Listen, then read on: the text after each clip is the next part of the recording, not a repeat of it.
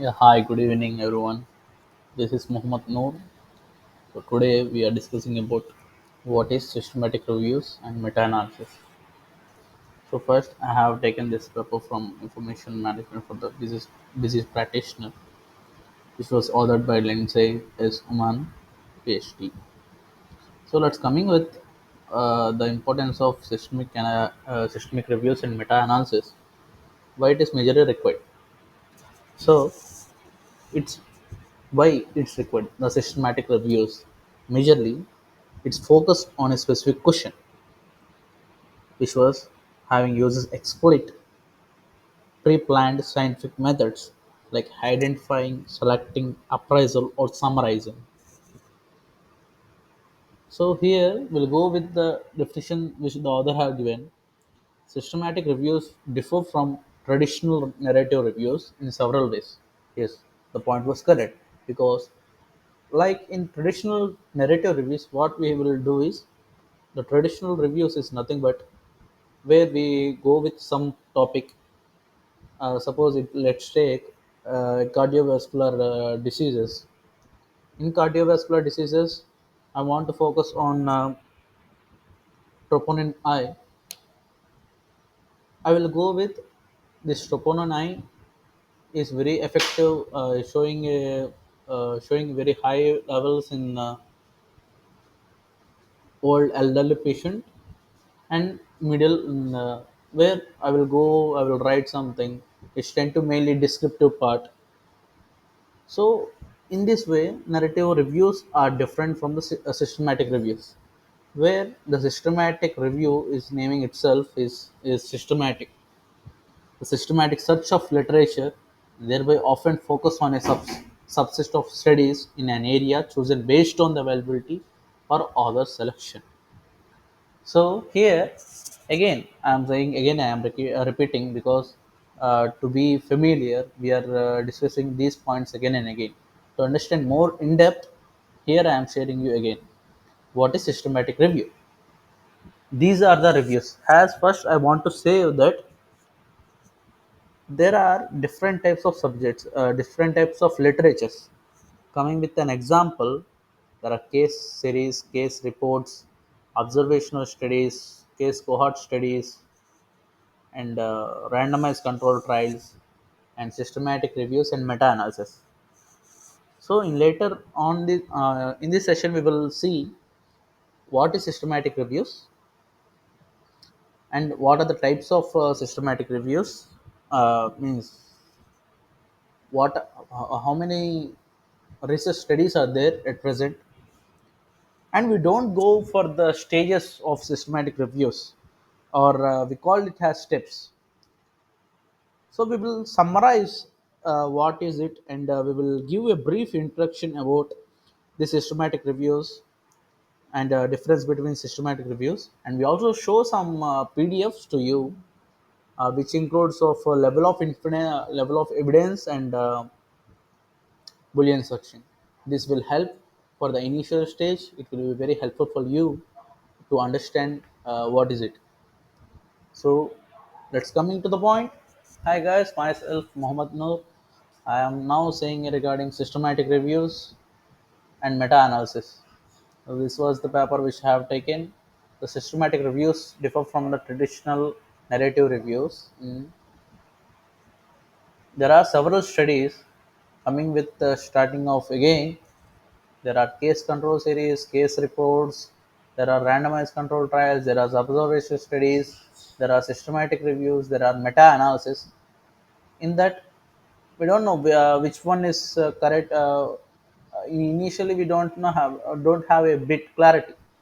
Well, end of the session, I will tell you which was having a great evidence, the high evidence, and a low bias. So there are different studies which have bias and which have low evidence, which we considered as a low evidence. And I will also say about the golden standard of this evidence. So here, what the author is saying that narrative reviews tends to be more descriptively, do not involve a systematic search of literature, and thereby often focus on a subset of studies in an area chosen based on the availability or author selection. So, what the author is saying here is they are saying narrative reviews are mainly descriptive, and systematic reviews are very systematic in way. What the meaning of systematic is, where we will start with the search of literature. We will gather some information. We will develop a protocol and we will do data collection. Of data collection means of coming with the literature. Then we will abstract the data, and we will look into risk bias, these things, and synthesize, and directly we'll correlate and interpret the data, and then we will write the report, and then we can update it. So this is what the systematic review is. When you see a narrative in future, I will show you the difference between the narrative reviews and systematic reviews. But at present, I am saying in the verbal form that narrative reviews are completely a descriptive manner, where you can go with up and down of things, but systematic reviews are in a way that should be there, like coming from top to bottom. So let's think of systematic review. There is a stair of 1 to 3. There are floors: one, first floor, second floor, third floor. So narrative review is a way that there is, in that three floors we have only one stairs, means of it is completely of one way. So in that way, we should come and go.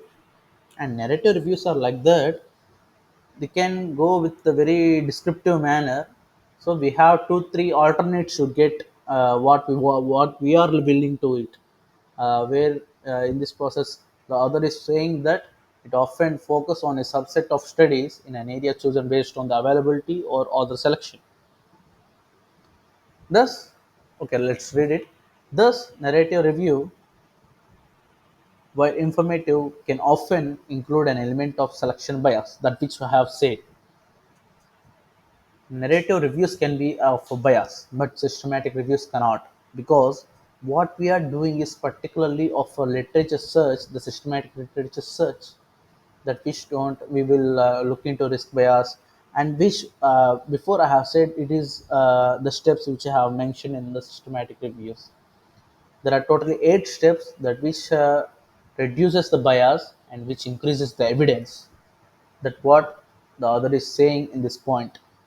And next, systematic reviews, as the name implies, typically involve a detailed and comprehensive plan and search strategy derived a prior and the goal of reducing bias by identifying, appraising, and synthesizing all the relevant studies on a particular topic. Yes, this is my friend, which I have said up to now. This is the matter.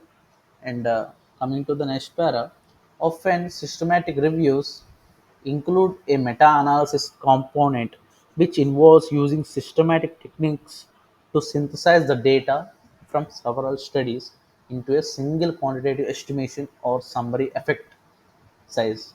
So when you went through a systematic review, I request you all that you go with suppose you go with a systematic review paper, where you will see of some forest plots. So what is a forest plot, what's importance, and how you can do that, I will explain in further series. So see, from initial stage of this session I am saying evidence, bias, and it's a systematic way.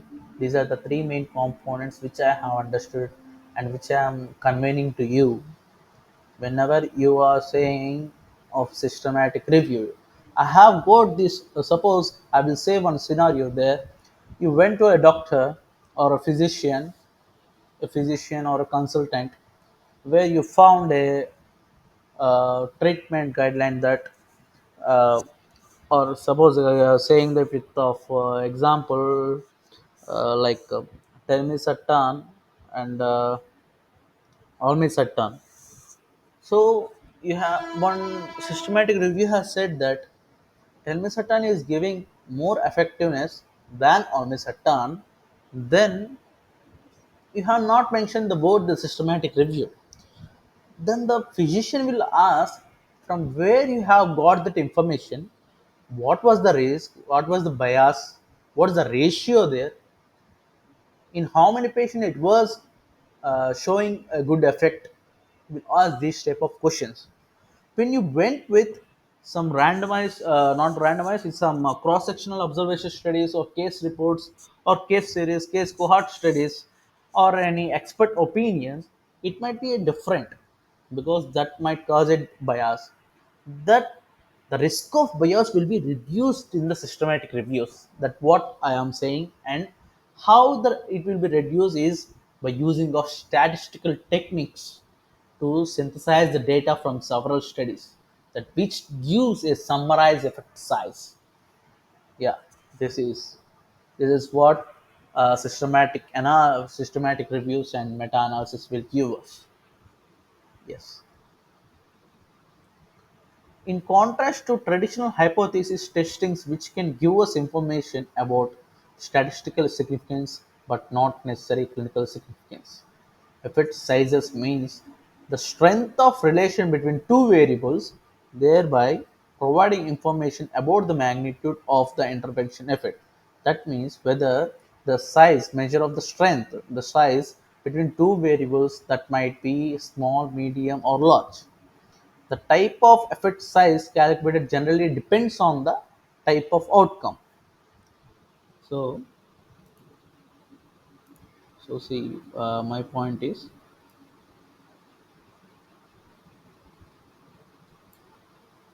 the type the type of effect size calculated generally depends on the type of outcome. And next, here they are what we have seen is includes ratio or weight, mean difference, and relative risk. These are the short forms of this.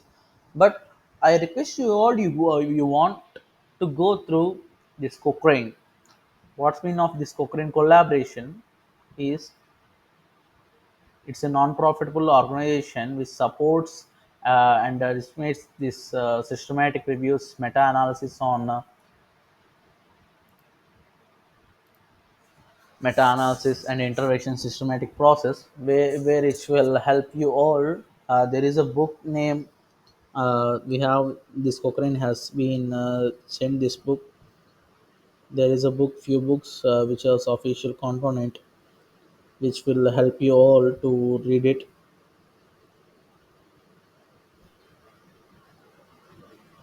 There is a Cochrane handbook where you go with chapter 5, chapter 6. There are different chapters. You go with it and you will know what it is.